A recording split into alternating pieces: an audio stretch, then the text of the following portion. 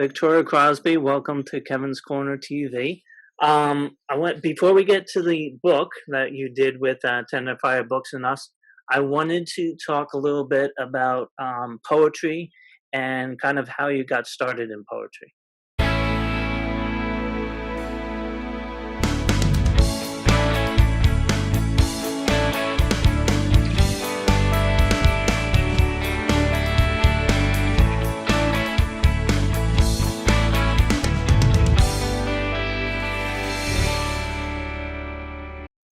Okay, well, I've been writing poetry since I was a child.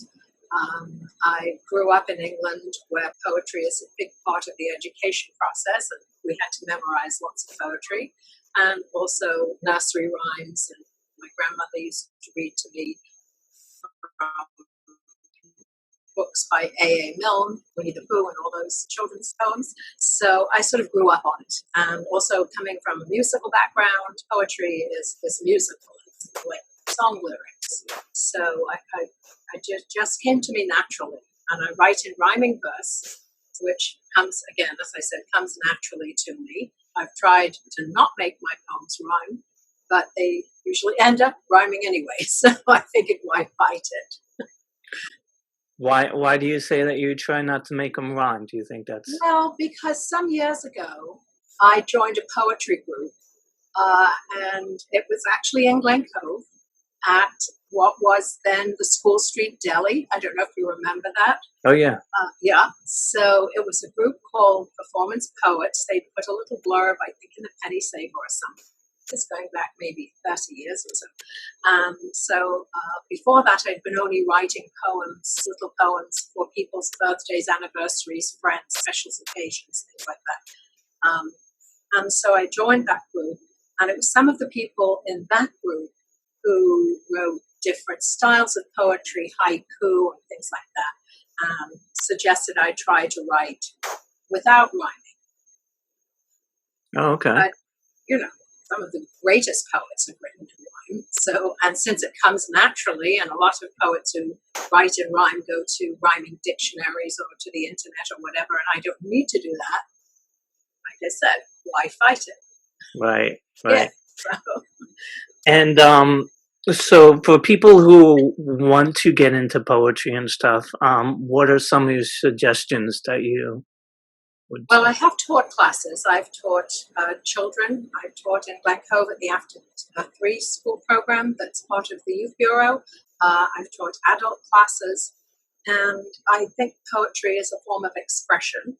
And you shouldn't necessarily follow any rules, because if rhyming comes naturally to you, then rhyme. If it doesn't, then don't. Just write what you feel. It's a way to express yourself, which I've been doing for the past few years about the situation of our country. Right. And so if you're happy, you can write a happy poem. If you're not happy, if you're angry, if you're hurt, it's a way to express yourself. So no matter what you're feeling, if you put it down on paper, it makes you feel better. You don't necessarily have to share it with the person who hurt you or who made you angry. It's cathartic. It's therapeutic. So I would encourage anybody who wishes to write to just write. Mm-hmm. And how often do you do this? Do you do this every day, or? How often do I write? Yeah. Well, more often since we've been housebound due to the virus. Before that, it would be if somebody asked me to write a poem on a particular topic, or if somebody said something that inspired me. But I don't have like a time where I sit down and say, okay, I'm going to write a poem now. I just do it when I feel the need to do it. Mm-hmm. And when something comes to you. Yes, when something comes to me. And actually, what is your preferred method? Is it longhand or computer, or? Since I've learned how to work a computer many years ago, it's been the computer, because you can cut and paste. I might write several verses and look at it and say, well, wait a minute, that verse would work better second verse rather than third or fourth verse or whatever. You can do a cut and paste. It's much easier than writing it out in longhand. Of course, I used to do that before computers. That was the way you did it. And then scribble it down and then rewrite it, correct it. I find it much easier this way. Good. And so getting to the writing and stuff, you've written quite a few books, one of which is with us, Tender Fire Books. But some of the ones before that, before we did that one, what did you do? I have lots of books. This is the most recent before the America Wake Up. I don't know if you can see this. Let's pull it up a little bit. This was the 25th anniversary of my being Poet Laureate of Glen Cove. And that was from 1994 to last year, 2019. And that's called Poetic Vic, Civic Poet. Poetic Vic is my email name, and Civic Poet is an anagram of Poetic Vic. But they're poems written for Glen Cove, about people and places in Glen Cove. And then I have a book that's inspirational poems called Poetic Vic Heretic. That's Nice. this one. And this is inspirational poems embracing all faiths. And those are the poems that I read on my radio show.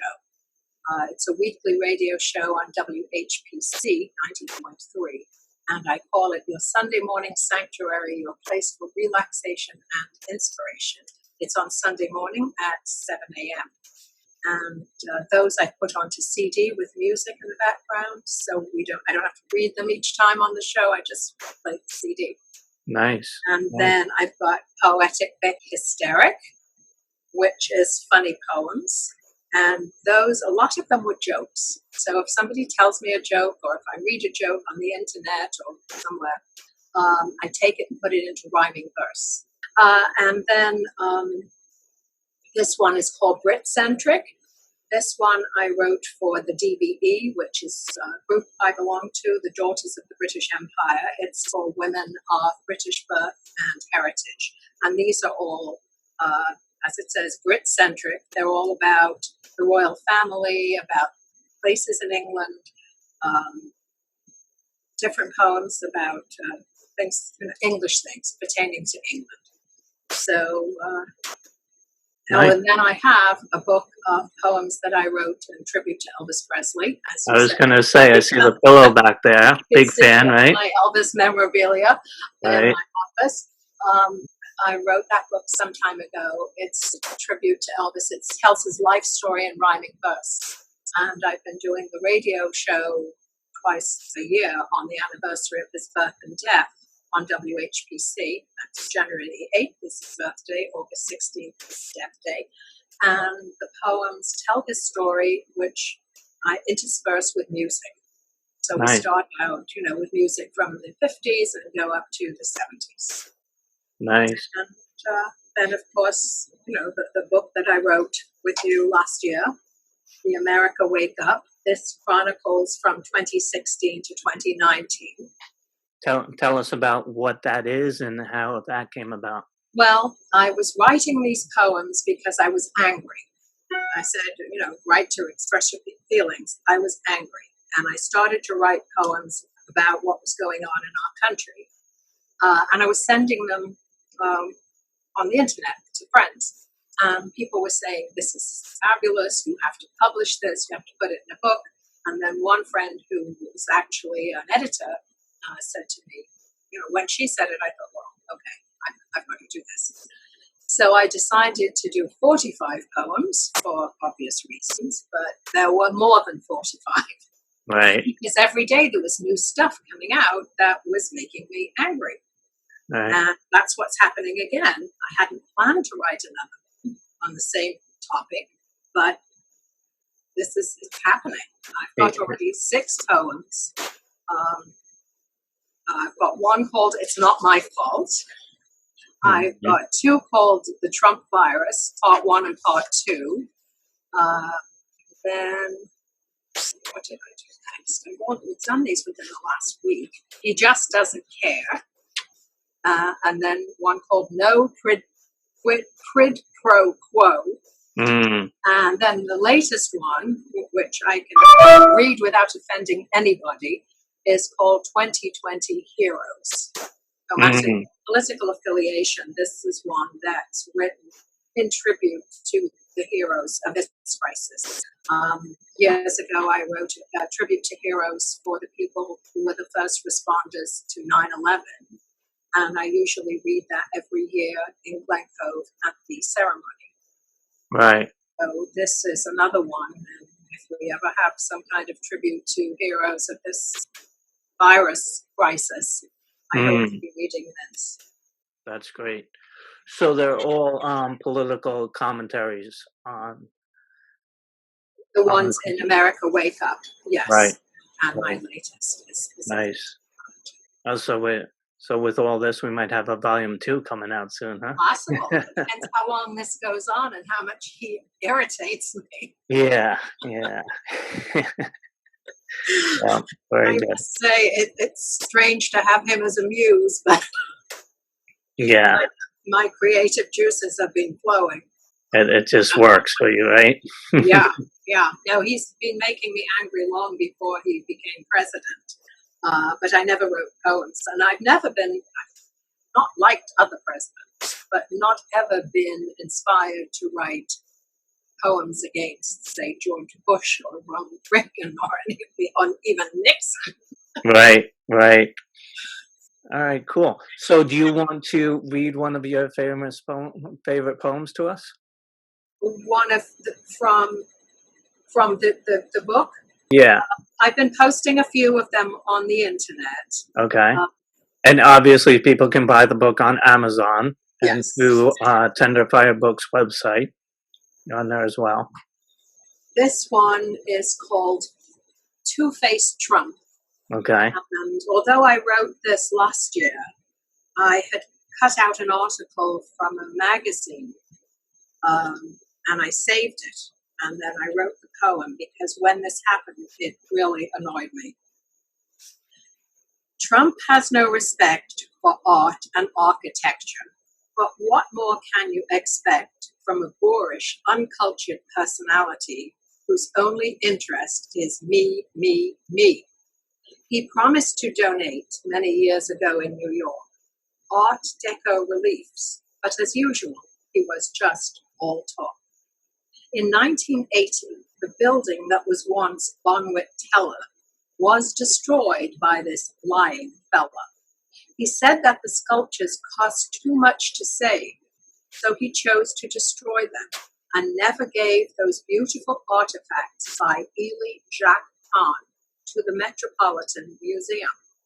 Ornate nickel grillwork at the entrance of the store could have been saved, according to connoisseur, in an article in the magazine called Twofaced Trump about the promise that he made and the ultimate destruction that he displayed.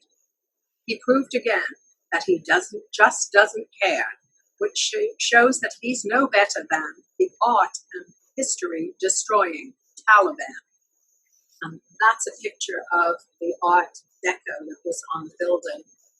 So that happened a long time ago, 1980.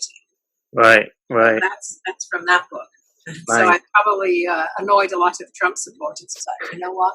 I just don't care. I was going to ask, what do you say to that situation? Freedom of speech and all that, right?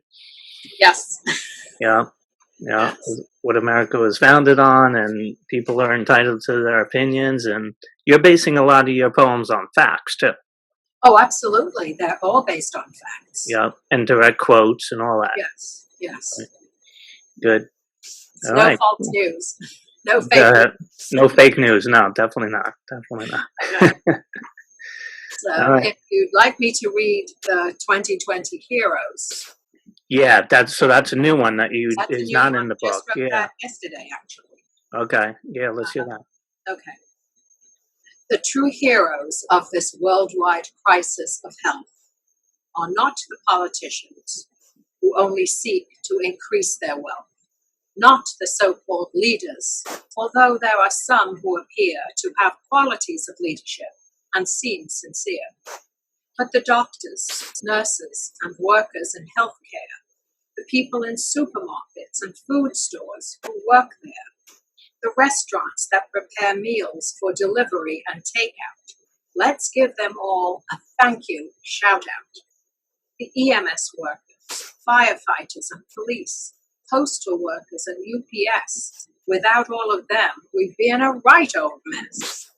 The workers in the field of sanitation, all these people working with great dedication to keep our lives as normal as can be expected, as we try not to become infected. The neighbors who shop for the immune compromised, and the elderly who may not have realized the importance of sheltering in place, washing hands and not touching your face. Friends who call to check to make sure everything is fine, or send them an email from time to time. With grateful hearts, we thank you and want to say, you are our heroes. God bless you today and every day. Ah, perfect. All right, that's a good That note. can't offend anybody. No, that's a nice one. That's a very good one. Cool. All right, good. That's a good one to end on. Victoria, thank you. Much success in the book and all your writing, and keep writing the poetry. And thank you for your inspiration to others. Thank you, Kevin. I certainly will keep writing.